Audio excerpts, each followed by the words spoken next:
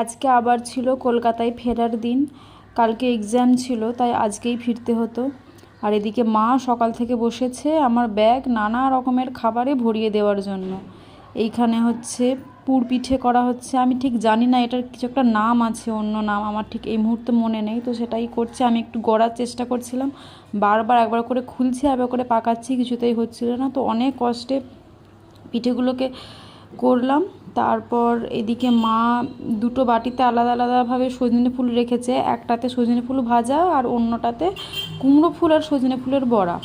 এদিকে দেখতে দেখতে পিঠেগুলো ভাজাও হয়ে গেছে, ওদিকে আরও আছে ভাজার জন্যে। এই যে রেডি আমাদের গরম গরম ভাজা পিঠে। আর এদিকে মা থালা ভর্তি করে সব সাজিয়ে রেখেছে ব্যাগে ঢোকাবে বলে। এত কিছু দিয়েও মায়ের মনে পড়েছে যে একটুখানি ক্ষীর করে দেবে বলেছিল দুধের, তো সঙ্গে সঙ্গে গাই ধুয়ে আবার দুধের ক্ষীর করে সেটাও ব্যাগে ঢুকিয়ে দিল। তারপর বেরিয়ে পড়লাম।